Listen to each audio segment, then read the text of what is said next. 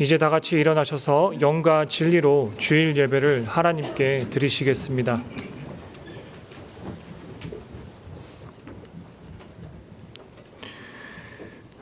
많은 백성이 가며 이르기를 오라 우리가 여호와의 산에 오르며 야곱의 하나님의 전에 이르자 그가 그의 길을 우리에게 가르치실 것이라. 우리가 그 길로 행하리라 하리니 이는 율법이 시온에서부터 나올 것이요 여호와의 말씀이 예루살렘에서부터 나올 것임이니라. 아멘.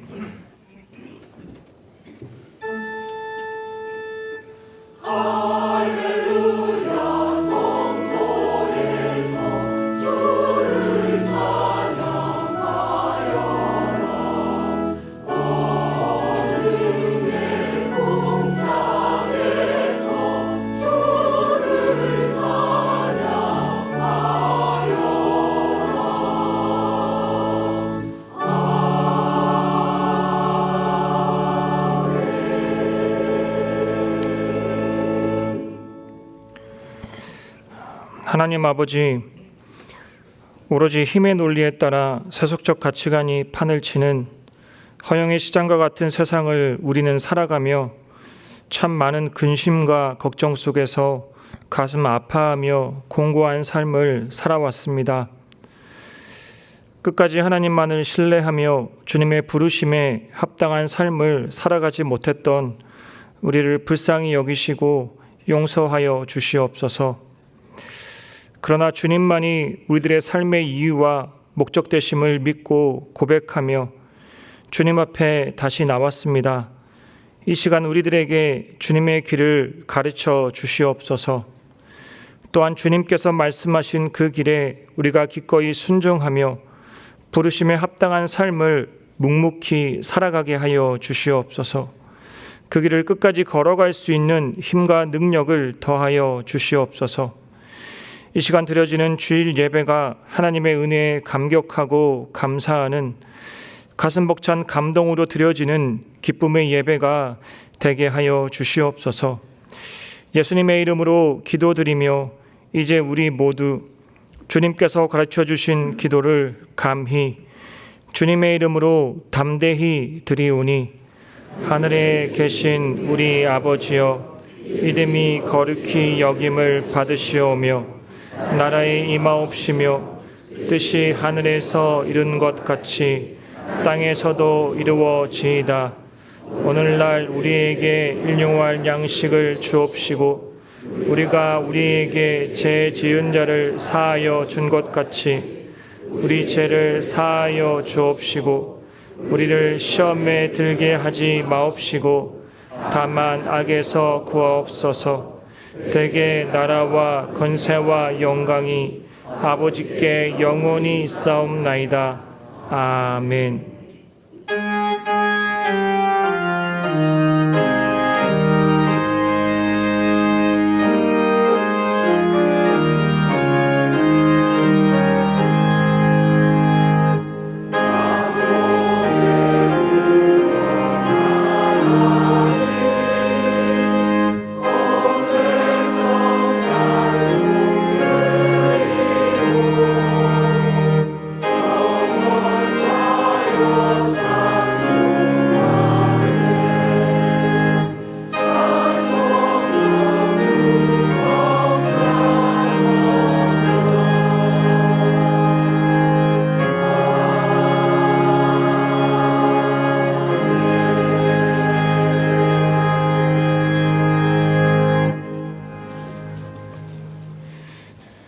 교독문 57번을 함께 교독하시겠습니다. 교독문 57번입니다.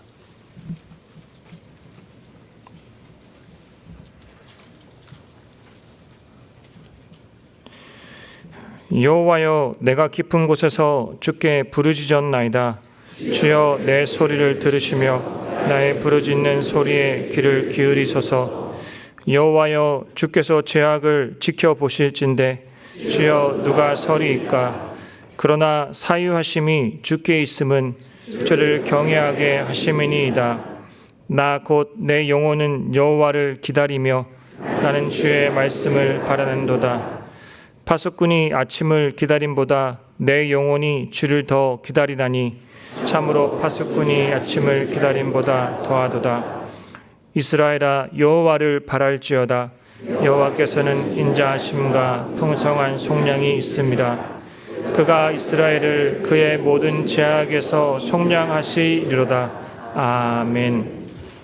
전능하사 천지를 만드신 하나님 아버지를 내가 믿사오며 그 외아들 우리 주 예수 그리스도를 믿사오니 이는 성령으로 잉태하사 동정녀 마리아에게 나시고 본디오 빌라도에게 고난을 받으사 십자가에 못 박혀 죽으시고 장사한 지 사흘 만에 죽은 자 가운데서 다시 살아나시며 하늘에 오르사 전능하신 하나님 우편에 앉아 계시다가 저리로서 산자와 죽은 자를 심판하러 오시리라.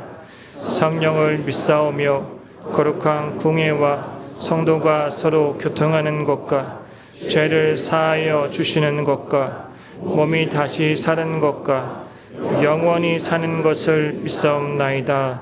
아멘.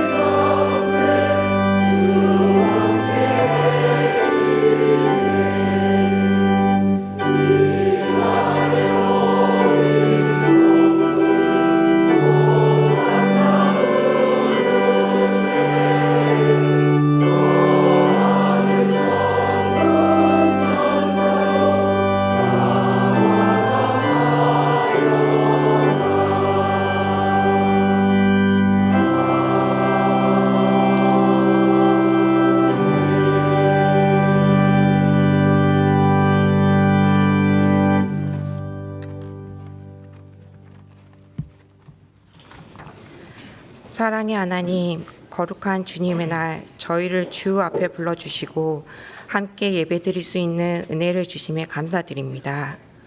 저희는 연약하고 부족하지만 그럼에도 늘 변함없는 사랑과 긍휼로 저희를 품어주시고 한 주간의 삶을 인도해 주신 주님의 은혜에 깊이 감사드립니다. 우리의 삶을 주관하시고 능력이 되시는 주님, 저희가 어떤 상황에서도 하나님을 찬양하며 감사하는 삶을 살아가길 소망합니다. 지난 한 주를 돌아볼 때 주님 앞에 부끄러운 모습들이 참 많았음을 고백합니다. 세상을 목적 삼아 눈에 보이는 욕심에 이끌려 하나님의 자녀로서 합당하지 못한 말과 행동을 했던 저희를 용서하여 주옵소서. 우리를 자녀 삼아 주신 하나님의 크신 사랑을 늘 기억하게 하시고 자녀가 부모를 닮듯 저희의 삶이 하나님을 닮아 주님을 드러내는 거룩한 거울이 되게 하옵소서. 무더운 여름의 중심을 지나며 우리 자녀들은 여름 성경학교를 통해, 어른들은 여름 수련회와 모임을 통해 하나님과 더욱 깊이 교제하는 시간을 갖고 있거나 준비하고 있습니다. 이 모든 사역 가운데 성령께서 친히 역사하여 주시고 함께 모이는 모든 이들의 마음에 복음의 씨앗이 잘 뿌리 내리도록 인도하여 주옵소서. 준비하는 손길들 위에도 은혜를 더하셔서 이 시간들이 하나님을 더욱 알아가고 사랑하게 되는 복된 시간이 되게 하옵소서. 한편으로는 갑작스러운 집중호우로 인해 큰 피해를 입은 이웃들이 있습니다. 경기, 경남, 전라 등 여러 지역에서 삶의 터전을 잃고 가족을 잃고 고통 가운데 놓인 이들이 있습니다. 절망과 슬픔 가운데 있는 이들에게 주님의 위로와 평강을 부어주시고 정부와 관계기관에 지혜와 능력을 더하셔서 필요한 도움과 복구가 신속하고 공평하게 이루어지게 하옵소서. 이 일을 통해 우리 사회가 연대하고 협력하여 고통을 함께 짊어지고 극복해 나가는 따뜻한 공동체가 되게 하옵소서. 현장에서 수고하는 자원봉사자들과 구조인력 위에도 건강과 보호하심을 허락하여 주옵소서. 주님, 주변에서 일어나는 일련의 사건을 통해 저희에게 평범한 일상이 얼마나 큰 은혜였는지를 다시금 깨닫게 됩니다. 하루하루 주어진 삶 속에서 기쁨을 발견하게 하시고 작고 소소한 일상마저도 감사함으로 살아가게 하옵소서. 이 예배의 모든 순서를 주님께 맡겨드립니다. 말씀을 전하시는 정한주 목사님 위에 성령의 충만함을 부어주셔서 말씀의 통로로 온전히 쓰임받게 하시고 말씀을 듣는 저희 모두에게도 은혜를 더하셔서 그 말씀 안에서 힘을 얻고 잡힌 바 된 그것을 붙잡기 위해 달려가는 다음 한 주를 살아가게 하옵소서. 아도나이 성가대를 비롯하여 보이지 않는 자리에서 기도로 섬김으로 헌신하는 모든 손길을 주님 기억하여 주시고 은혜 내려 주옵소서. 감사드리며 우리를 구원하신 예수 그리스도의 이름으로 기도드립니다. 아멘.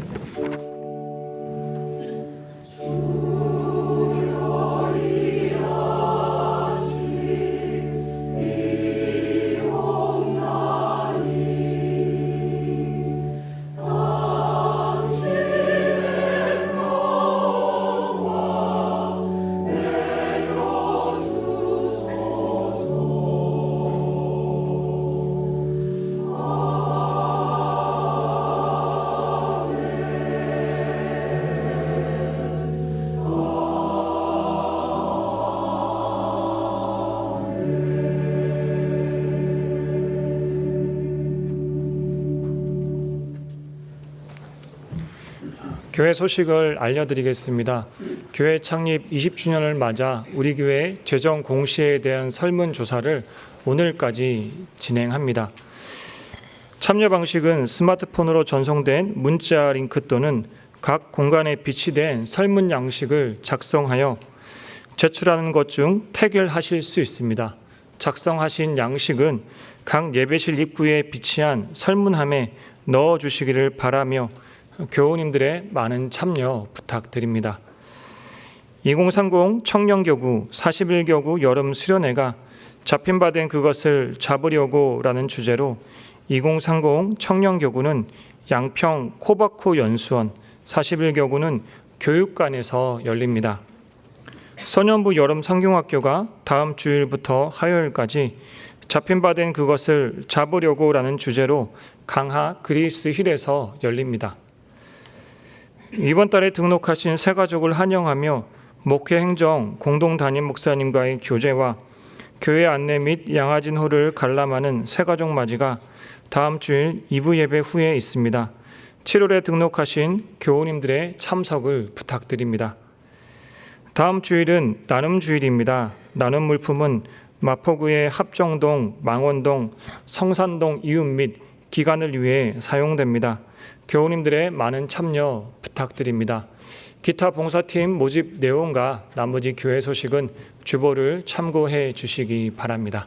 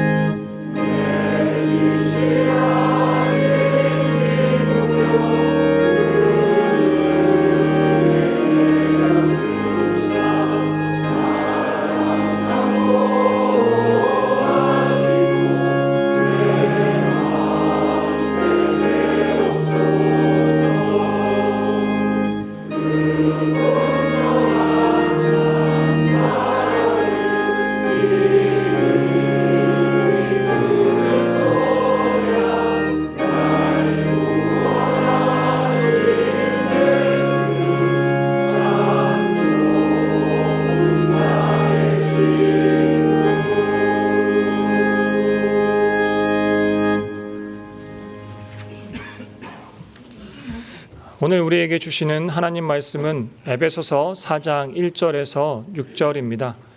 신약성경 313쪽입니다. 에베소서 4장 1절에서 6절입니다.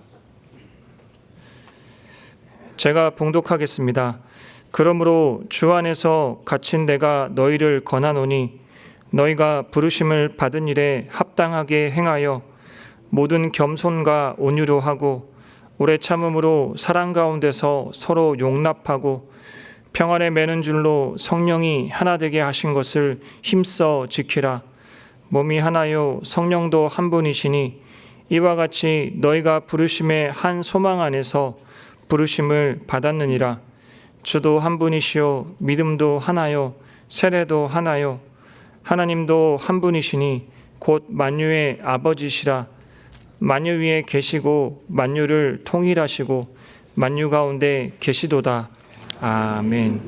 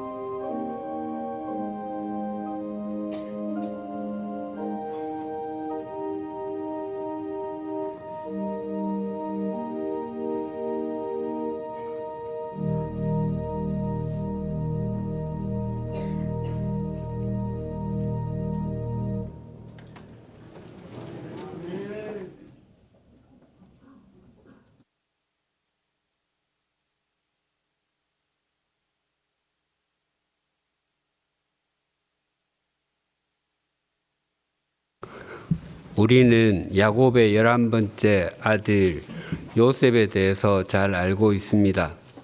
요셉은 아버지로부터 편애를 받았고 그가 입은 채색 옷은 그 편애의 상징과도 같았습니다. 반면에 요셉은 형들로부터는 시기와 질투, 미움을 한몸에 받았습니다.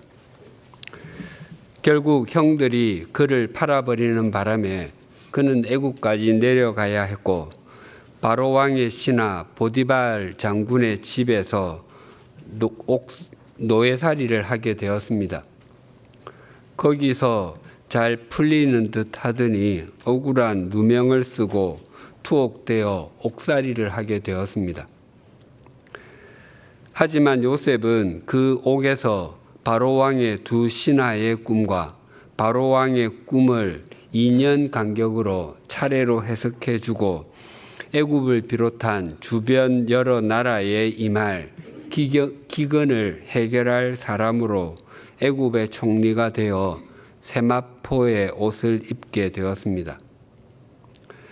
요셉이 애굽의 총리가 된 지 9년이 되던 해, 즉 가나안 땅을 떠난 지 22년이 되던 해에 곡식을 사러 온 형들을 다시 만나게 되었습니다. 요셉은 처음에는 자신의 정체를 숨기다가 더 이상 숨길 수 없는 상태가 되자 목을 놓아 울고 난 후에 형들에게 자신이 누구인지를 밝히며 이렇게 말했습니다. 창세기 45장 3절에서 5절입니다. 요셉이 그 형들에게 이르되 나는 요셉이라 내 아버지께서 아직 살아 계시니까 형들이 그 앞에서 놀라서 대답하지 못하더라. 요셉이 형들에게 이르되 내게로 가까이 오소서. 그들이 가까이 오니 이르되 나는 당신들의 아우 요셉이니 당신들이 애굽에 판 자라. 당신들이 나를 이곳에 팔았다고 해서 근심하지 마소서. 한탄하지 마소서. 하나님이 생명을 구원하시려고 나를 당신들보다 먼저 보내셨나이다. 요셉이 애굽에서 22년 동안이나 살게 된 이유는 표면적으로는 형들이 그를 시기하여 팔아버렸기 때문이었습니다. 하지만 실상은 그렇지 않았습니다. 한때 요셉도 그렇게 생각했습니다. 자신의 인생이 왜 이렇게 전개되는지 이해가 되지 않아서 한숨을 쉴 때가 있었고 자신의 인생이 도둑질 당한 것 같이 느껴져 사는 것이 사는 것 같지 않게 여겨질 때도 있었습니다. 하지만 요셉이 형들을 다시 만나고 나서 또렷하게 확인하게 된 것은 자신이 애굽에 살게 되었고 애굽의 총리가 된 것은 형들이 팔았기 때문이 아니라 하나님께서 자신을 애굽으로 불러주셨기 때문이라는 것이었습니다. 그래서 자신의 지난날의 몸부림이 자신의 가족을 살리고 애굽으로 부르기 위한 하나님의 계획이자 역사심이었던 것을 깨닫게 된 것입니다. 요셉은 하나님의 부르심을 받은 일에 가장 합당한 삶을 산 것이었습니다. 오늘 본문에서도 우리에게 부르심을 받은 일에 합당하게 행하라고 권면합니다. 본문 1절이 이렇게 증가합니다. 그러므로 주 안에서 갇힌 내가 너희를 권하노니 너희가 부르심을 받은 일에 합당하게 행하여. 오늘 본문은 그러므로라는 접속사로 시작합니다.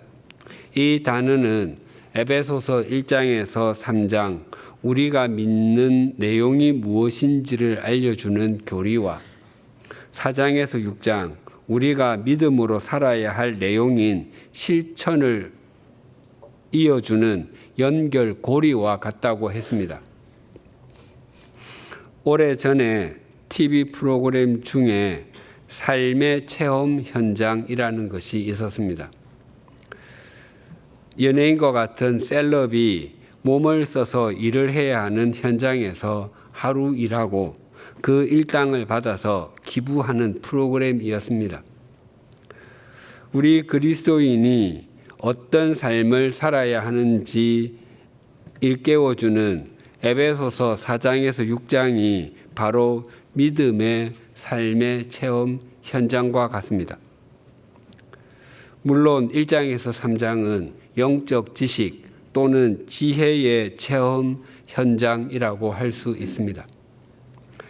또한 바울은 지금 로마의 감옥에 갇힌 죄수의 신분입니다. 하지만 그는 자신을 로마 제국의 죄수나 로마 황제의 죄수라고 말하지 않고 주 안에서 갇혔다라고 합니다. 그래서 여러 영어 성경은 주 안에서 갇힌 나를 나 주님을 위한 죄수 또는 나 주님의 죄수라고 표현합니다. 바울이 3차 전도 여행 중 에베소에 있을 때 후에 로마도 보아야 하리라라고 향후 자신의 계획을 밝혔습니다. 이 말은 나는 로마를 반드시 보아야 한다라는 의미로 자신의 의지를 강하게 피력하는 것입니다. 그것은 죽기 전에 로마 관광을 꼭 하고야 말겠다는 의미가 아니었습니다. 로마 제국의 심장인 수도 로마를 바울이 자신의 남은 생애를 던질 마지막 전도지로 삼았다는 포고와도 같았습니다. 그러나 바울의 로마 전도는 자신의 계획이나 생각대로 전개되지 않았습니다. 바울이 로마도 보아야 하리라라고 말했을 때는 당연히 자유인의 몸으로 제 발로 걸어서 갈 것이라고 생각했을 것입니다. 하지만 바울이 3차 전도 여행을 마치고 예루살렘으로 올라갔을 때 유대인들은 바울이 이방인을 성전으로 들어오게 하여 성전을 더럽혔다고 모함하는 바람에 옥에 갇히게 되었습니다. 그 후에 로마 총독이 있는 가이사랴로 이감되어서 거기서 2년 동안이나 갇혀 있어야 했습니다. 그리고 그곳에서 로마 황제에게 상소하여서 죄수의 신분으로 로마로 압송되었습니다. 그래서 지금 로마의 감옥에 갇혀 있습니다. 바울이 로마 감옥에 갇혀 있을 때 표면적으로 할 수 있는 것은 거의 없어 보였습니다. 그런데 바울이 그 로마의 감옥에 갇힘으로 로마의 시위대, 즉 친위대에게 복음이 전해지게 되었습니다. 친위대는 로마 황제를 지키는 사람들이었기 때문에 정복지의 사람들과 로마 사람들이 함께 구성되는 일반 군대와는 달리 오직 로마 시민으로만 구성되었습니다. 그들에게 복음이 전해질 수 있었던 것은 바울이 로마의 옥에 갇혔기 때문입니다. 그들은 로마 제국의 상류층에게 복음이 전해지는데 이정표가 되었고 징검다리가 되었습니다. 또한 감옥 밖에서도 동일하게 복음이 전해졌습니다. 당시 로마에 있는 그리스도인들은 믿음이 연약했습니다. 그러나 그들은 하나님께서 바울을 사용하셔서 역사하시는 것을 또렷하게 보았습니다. 바울이 재판정에 서서 가장 진지한 자세로 자신의 마음을 다해서 예수 그리스도에 대해서 변론하는 것을 보았을 것입니다. 바울의 변론은 공개적인 불신자 초청 예배이자 간증 집회와도 같았습니다. 그들은 자연스럽게 예수 그리스도를 믿는다는 것이 무엇인지 또 그리스도를 위해서 어떻게 살아야 하는지를 바르게 배웠습니다. 그래서 그들은 사람들에게 마음을 다해서 복음을 전했습니다. 그런데 그리스도인이면서도 바울이 사도가 된 것을 인정하지 않고 바울의 사역을 곱지 않은 시선으로 보는 사람도 있었습니다. 로마의 교회가 어떻게 세워지게 되었는지는 성경이 말하지 않습니다. 로마에는 하나의 교회만 있었던 것이 아니라 다수의 가정교회가 있었던 것으로 보입니다. 그 교회들 중에는 바울을 지지하는 교회도 있었고 바울을 지지하지 않는 교회도 있었습니다. 그래서 바울을 지지하지 않는 사람들은 바울이 투옥이 되었을 때 복음을 더 열심히 전해서 자신들의 교회가 성장하고 성숙하게 되는 것을 보면 자연스럽게 바울이 가짜 사도라는 것을 드러낼 수 있었기에 더욱 열심히 복음을 전했습니다. 이처럼 바울은 옥에 갇혀 있지만 바울을 지지하는 사람들과 지지하지 않는 사람들을 통해서 복음 전파는 더욱 활발해졌습니다. 무엇보다도 바울이 로마 감옥에서 써서 보낸 에베소서를 비롯해서 빌립보서, 골로새서, 빌레몬서 등의 편지는 하나님의 말씀이 되어서 지난 2000년 동안 셀 수 없는 사람들이 예수 그리스도를 구원자로 만나는 통로가 되었습니다. 그래서 바울은 로마의 감옥에 갇혔지만 로마 제국의 죄수나 로마 황제의 죄수가 아니라 주님을 위한 죄수, 주님의 죄수라고 또렷하게 고백하는 것입니다. 본문 1절을 다시 봉독하겠습니다. 그러므로 주 안에서 갇힌 내가 너희를 권하노니 너희가 부르심을 받은 일에 합당하게 행하여. 바울은 에베소 교회가 에베소의 가치관이 판을 치는 곳에서 어떻게 하나님의 자녀답게 또 그리스도인답게 살아야 하는지를 써내려가며 내가 너희를 권한다라고 말합니다. 바울은 16장으로 구성된 로마서에서 그리스도인이 어떻게 살아야 하는지 실천에 대해서 말하면서 그러므로 형제들아 내가 하나님의 모든 자비하심으로 너희를 권하노니 라고 했습니다. 에베소서와 동일하게 그러므로 권한다 라고 말합니다. 권하다에 해당하는 헬라어 단어가 파라칼레오입니다. 이 단어의 문자적인 의미는 옆에서 부르다 또는 곁에서 속삭이다입니다. 아주 간곡하게 격려하고 훈계하고 애원할 때 사용하는 단어입니다. 중요한 이야기일수록 곁에서 작은 소리로 속삭이듯이 말합니다. 로마에서 에베소까지는 직선 거리로만 해도 1300km가 넘습니다.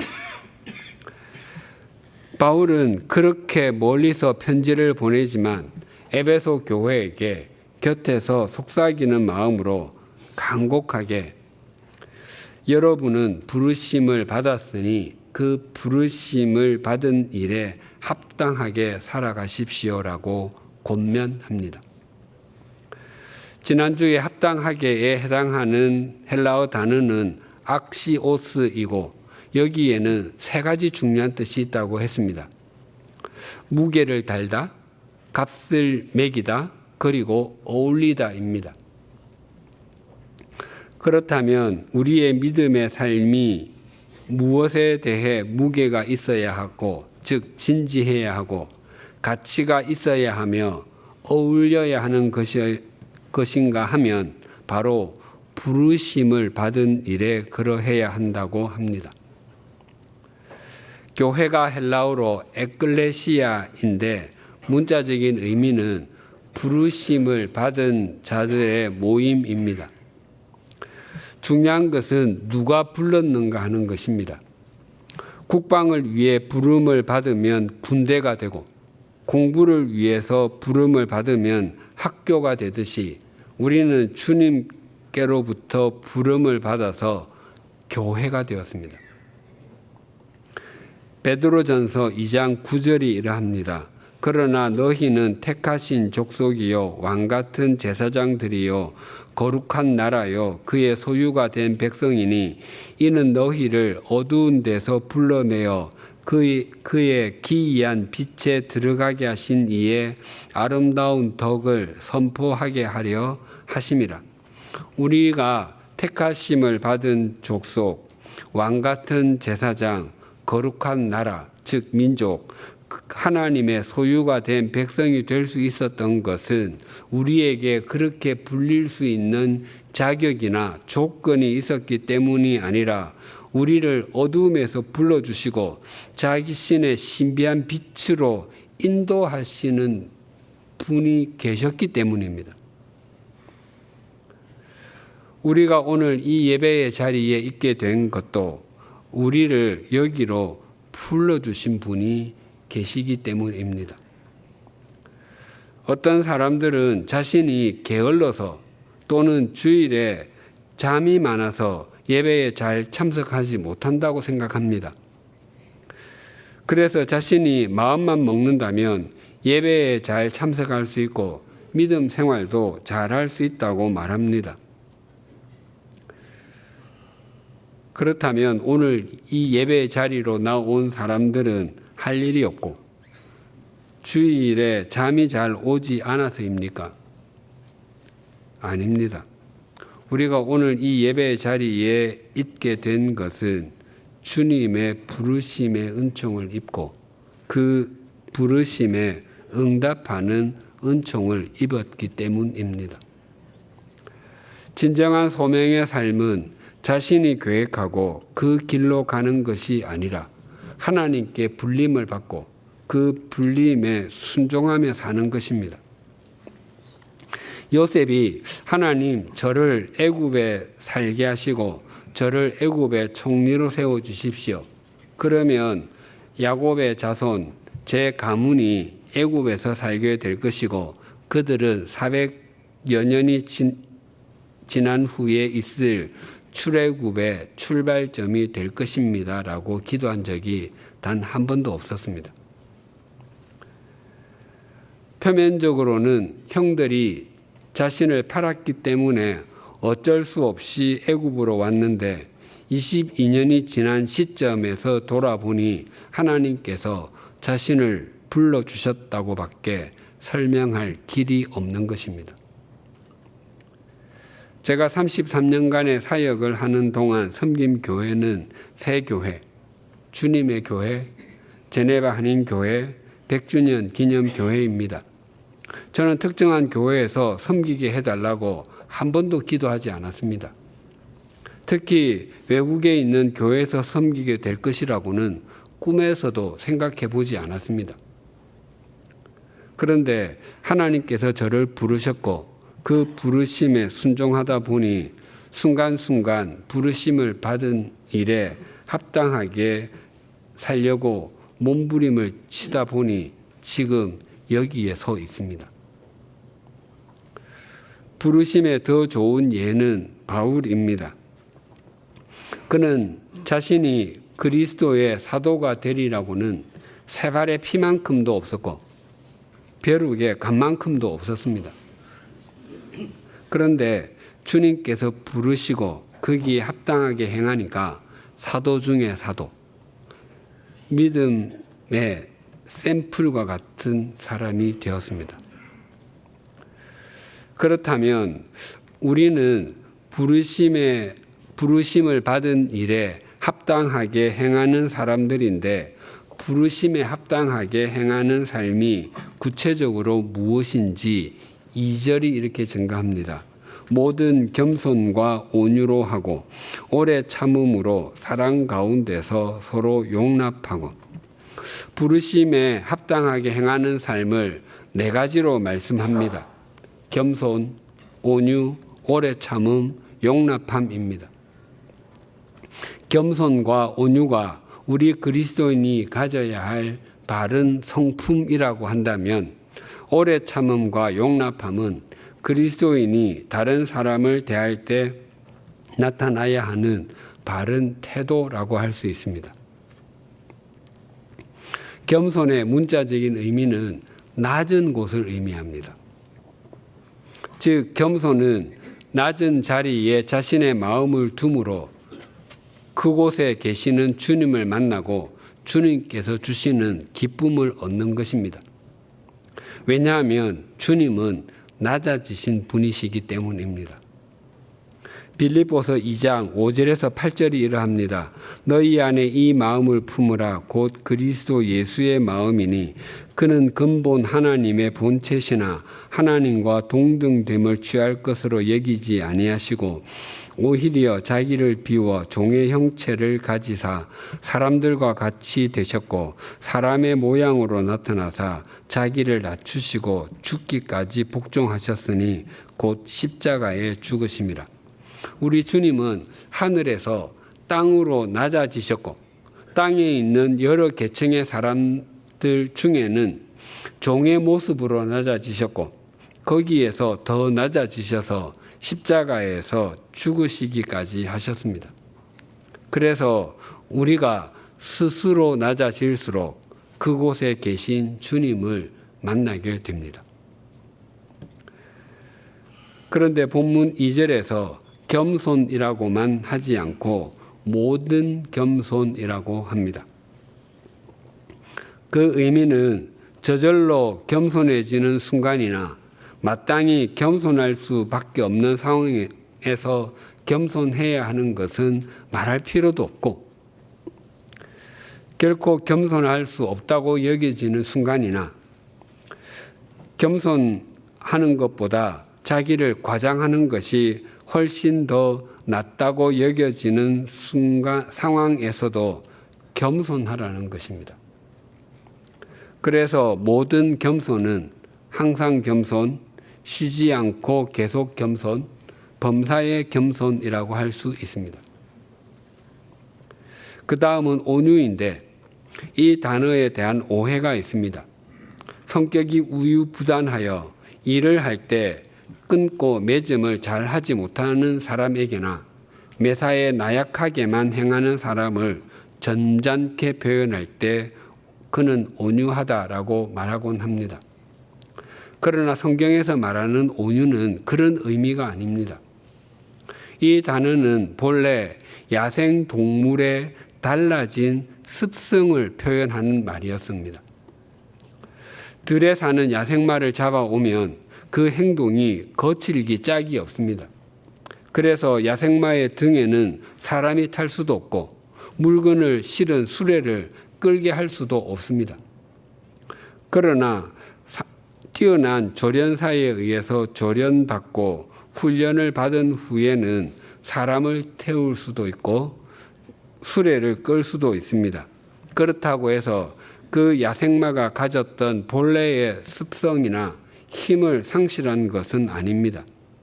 이전에는 그 습성과 힘을 의미 없이 사용했다면 훈련이 된 후에는 그 습성과 힘을 자기 주인을 위해서 사용합니다. 그것이 온유의 문자적인 의미입니다.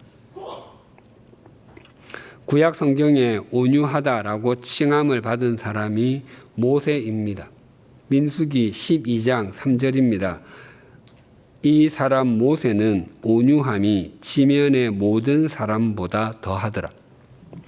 모세는 한때 자기 혈기가 가득했습니다. 그래서 사람을 죽이고 미디안 광야로 도망가야 했습니다. 그가 하나님에 의해 다루어져 온유해졌을 때 그는 장정만 해도 60만 명이 넘는 이스라엘 자손을 출애굽하게 하는데 하나님의 통로가 되었습니다. 또 예수님께서도 당신 스스로를 온유하다고 말씀하셨습니다. 마태복음 11장 28절과 29절 상반절이 이러합니다. 수고하고 무거운 짐진 자들아 다 내게로 오라. 내가 너희를 쉬게 하리라. 나는 마음이 온유하고 겸손하니 나의 멍에를 메고 내게 배우라. 예수님도 천지 만물을 창조하신 창조주이십니다. 예수님께는 온갖 능력이 있으십니다. 하지만 그 모든 것을 자신의 뜻이 아닌 하나님의 뜻을 이루는 통로로만 사용하기를 원하셨습니다. 그래서 온유하신 예수님은 모든 믿는 사람에게 영원한 생명을 주시는 구원자가 되셨습니다. 온유한 사람을 인터넷의 밈이나 웹툰에 나오는 신조어로 표현하면 힘, 숨, 찐과 비슷합니다. 그는 굉장한 힘과 능력을 갖고 있지만 그 힘과 능력을 숨기고 있는 사람입니다. 그리고 찐은 찐따의 줄임말인데 어리숙하거나 사회성이 부족해 보이는 사람을 지칭합니다. 힘순 찐은 엄청난 능력을 갖고 있음에도 사람들은 그를 돋보이는 능력도 없고 융통성이 없는 사람으로 여깁니다. 물론 결정적일 때 자신의 능력을 드러냅니다.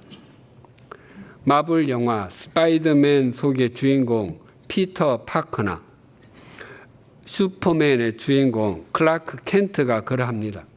그들은 평소에는 어리숙해 보이는 학생이고 평범한 기자처럼 보이지만 결정적인 순간에 자신에게 있는 힘으로 사람을 구조해냅니다. 우리나라 조선시대의 암행어사도 힘순찐이라 할 수 있습니다. 우리 그리스도인은 언제 어디에서나 모든 겸손함과 온유함을 잃지 않는 사람이어야 합니다. 또한 오래 참음은 기다려주는 것입니다. 마지막까지 잘 참지 못하는 우리나라 사람을 우스갯소리로 말할 때 전자레인지에 음식을 넣어두고 타이머가 0을 가리키기 전에 문을 열고 음식을 꺼내다가 손을 댄다는 것입니다. 우리가 오래 참아야 하는 사람이 되어야 하는 것은 주님께서 우리를 향해서 오래 참아주셨기 때문입니다. 디모데전서 1장 16절입니다. 그러나 내가 긍휼을 입은 까닭은 예수 그리스도께서 내게 먼저 일체 오래 참으심을 보이사 후에 주를 믿어 영생 얻는 자들에게 본이 되게 하려 하심이라. 바울은 자신이 긍휼을 입을 수 있었던 것은 예수 그리스도께서 자신에게 먼저 오래 참아주셨기 때문이라고 합니다. 그리고 자신은 주님께서 오래 참아주심의 결과에 샘플이 된다고 합니다. 즉 예수 그리스도께서 나 같은 사람도 이렇게 오래 참아주셨는데 너희들을 향해서 왜 참아주시지 않겠느냐라고 반문하는 것과 같습니다. 사실 우리도 우리 각자의 지난 인생을 정직하게 돌아보면 하나님 주님께서 무제한으로 참아주셨고 참지 않으셔도 되실 상황에서도 참아주셨다라고 인정할 수밖에 없습니다. 조개는 껍데기 속에 모래알이나 작은 이물질이 들어오면 자극을 완화하기 위해서 광택이 나는 진주층 또는 진주질을 분비합니다. 그 진주층이 겹겹이 쌓여서 단단한 진주로 만들어집니다. 조개는 스스로를 보호하기 위해서 진주층을 분비하지만 주님께서는 우리의 인생을 더 영롱하게 만들어 주시기 위해서 우리를 품고 기다려 주십니다. 우리의 인생에 조금이라도 영롱해 보이는 부분이 있다면 그것은 주님께서 오래 참아주심의 결과입니다. 그리고 용납함은 상대를 품어주는 것입니다. 오래 참음이 모든 종류의 상황에 대한 견딤이라면 용납함은 모든 종류의 사람에 대한 견딤이라 할 수 있습니다. 그러나 용납함이 다른 사람을 품어주는 것이라고 해서 범죄와 악행을 품어주라는 의미는 결코 아닙니다. 지난 수요 성경 공부, 세례 입교식 및 성찬식 때 조광목 목사님께서 누가복음 19장에 여리고의 세리장이었던 삭개오 이야기를 했습니다. 삭개오는 키가 작았습니다. 그의 키가 작았다는 것을 성경이 굳이 밝히는 것은 그것이 그의 삶에 미친 영향이 컸기 때문일 것입니다. 그의 작은 키에 대한 열등감은 그로 하여금 세리가 되게 했을 것이고, 세리의 일이 다른 사람들로부터 손가락질을 받는 것이기는 해도 그에게 막대한 부를 가져다 주었습니다. 뿐만 아니라 그는 여리고 지역에서 여러 세리들을 관리하는 세리장이었습니다. 그 삭개오에게 예수님이 누구신지에 대한 궁금증이 생겼습니다. 그래서 예수님이 지나가시는 길목으로 나갔지만 유월절을 지키기 위해 예루살렘으로 향하던 수많은 사람들 때문에 예수님을 볼 수가 없었습니다. 게다가 그는 키까지 작아서 예수님을 보기가 더더욱 어려웠습니다. 그 상황에서 그는 돌 무화과 나무 위로 올라갔습니다. 그의 나이와 사회적인 신분을 생각하면 아주 예외적인 일이었습니다. 그만큼 그는 예수님에 대한 궁금증이 컸습니다. 예수님께서는 돌 무화과 나무 위에 있는 삭개오를 보시고서 삭개오야 속히 내려오라, 내가 오늘 내 집에 유하여야 하겠다라고 하셨습니다. 삭개오는 즐거운 마음으로 예수님을 영접하였습니다. 그것을 본 사람들은 서로 수군거리며 이렇게 말했습니다. 그가 죄인의 집에 유하러 들어갔도다. 사람들은 예수님께서 삭개오의 집에 묵으러 갔다라고 말하지 않고 세리장 삭개오의 집에 머물러 갔다라고도 말하지 않았습니다. 죄인의 집에 머물러 갔다라고 비아냥거렸습니다. 왜냐하면 사람들에게 세리는 죄인과 동격이었기 때문입니다. 예수님께서 삭개오의 집에 유하러 들어가신 것은 사람들에게 삭개오가 멸시와 천대의 대상이었는지는 몰라도 예수님께는 그도 아브라함의 자손이었기 때문입니다. 삭개오에 대한 예수님의 용납함은 그의 삶을 완전히 바꾸어 주었습니다. 그는 주여 보시옵소서, 내 소유의 절반을 가난한 자들에게 주겠사오며 만일 누구의 것을 속여 빼앗은 일이 있으면 내 갑절이나 갚겠나이다 라고 고백했습니다. 성경이 말하는 용납함은 올바름과 그 올바름보다 더 나음을 함께 품는 것입니다. 즉 올바름을 무시하지 않으면서도 올바름을 성취하는 따뜻한 그 무엇이 있는 것입니다. 주님께 잡힌 바 된 그것을 잡으려고 달려가고 부르심을 받은 일에 합당하게 행하는 사람은 겸손과 온유, 오래 참음과 용납함의 삶을 삽니다. 이것을 우리 교회에 적용하면 주님이 주인이신 교회로 가꾸어 가기 위해서 교회의 교회다움을 지키는 것이고, 소명인으로서 말씀과 삶의 일치를 이루어 가기 위해서 목회자의 목회자다움을 잃지 않는 것이며, 예배의 생활의 예배화를 통해 자기 부인을 신앙의 목표로 삼음으로 교인의 교인다움을 유지해 가는 것입니다. 이것들을 잘 지켜가기 위해서 하나님과 하나님의 말씀에 순종하고 자기를 부인하는 삶을 기꺼이 감당하십시다. 그때 우리는 우리가 있는 그곳에서 하나님의 섭리의 통로가 됩니다. 또한 그것이 한국 기독교 200년을 향한 바른 길닫기로 사는 것입니다. 기도하시겠습니다.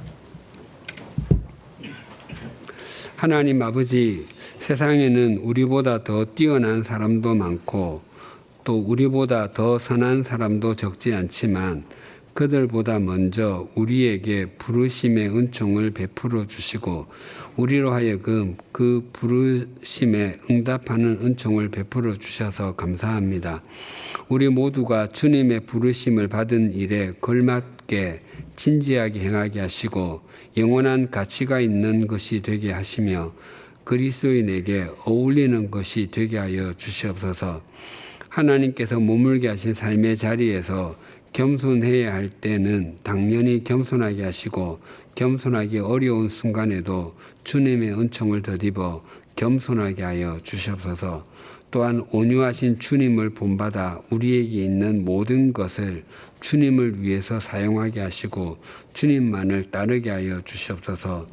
그리고 주님께서 우리에게 오래 참아주시는 은총을 베푸셨고 그 오래 참으심으로 우리를 만들어 오셨듯이 우리도 오래 참게 하여 주시옵소서. 마지못해서 억지로 참는 것이 아니라 주님의 인도하심과 역사하심을 신뢰하기에 기다려 줄 알게 하여 주시옵소서. 또한 용납함의 사람이 되게 하여 주시옵소서. 우리 모두가 올바름을 품을 뿐만 아니라 그 올바름보다 더 나은 것도 함께 품게 하여 주시옵소서. 그리하여 주님을 점점 더 닮아가게 하여 주시옵소서. 바라옵나니 우리 교회와 우리가 부르심을 받은 일에 합당하게 행하여 겸손과 온유, 오래 참음과 용납함으로 주님의 이름이 다시 높아지게 하시고 교회가 교회다워지게 하여 주시옵소서. 예수님의 이름으로 기도드립니다. 아멘.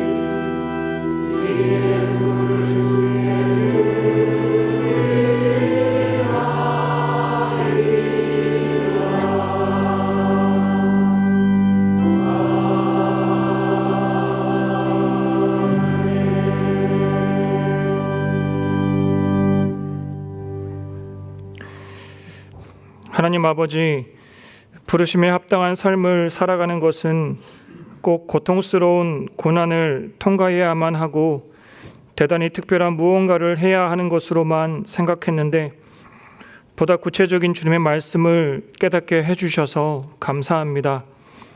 우리는 오래된 신앙인으로 겸손과 온유함, 오래 참음과 용납함에 대해 그동안 수없이 많은 이야기를 들었고 너무나 잘 알고 있었습니다. 하지만 입으로는 주님의 부르심에 합당한 삶을 살아가겠다고 하면서 정작 예수님의 성품은 닮아가지 못했습니다. 내가 건강한 교회에서 건강한 목회자, 건강한 교인들과 함께 한다면 나의 내면 깊은 곳에 겸손과 온유, 오래 참음과 용납함이 없어도 부르심에 합당한 그리스도인으로 살아가고 있다는 착각 속에 빠져 있었습니다. 여전히 나보다 못나 보이는 사람들을 진심으로 겸손하게 대하는 것이 참 어렵습니다. 아니, 참 싫습니다. 뭔가 제대로 일하지 못하는 사람들을 계속 봐야만 하고 너무나 답답한 상황 속에서도 온유와 오래 참음, 용납함은 너무나 힘든 일입니다. 그러나 지금 예수님께서 우리들의 약하고 완악한 모습들을 보고 계실 것을 생각하며 주님의 겸손과 온유, 오래 참음과 용납함이 놀라운 주님의 은혜임을 고백합니다. 이제 우리는 주님의 그 부르심에 합당한 삶을 살아가기 위해 삶 가운데서 겸손과 온유, 오래 참음과 용납함의 삶을 기꺼이 살아가게 하여 주시옵소서. 우리들의 이기적이고 악한 본성이 그것을 계속해서 막아서고 있지만 예수 그리스도 십자가 보혈의 능력으로 우리를 새롭게 하시고 모든 묶여있는 악한 성품들을 변화시켜 주시옵소서. 이러한 결단과 함께 우리들이 가진 것을 주님 앞에 정성껏 기쁨으로 드립니다. 주님 앞에 드린 이 예물을 기쁘게 받아주시고 경제적으로 녹록지 않은 상황 속에서도 기꺼이 예물 드린 손길들을 기억하여 주시옵소서. 예수님의 이름으로 봉헌기도 드립니다. 아멘. 주위에 계신 분들과 인사 나누시겠습니다.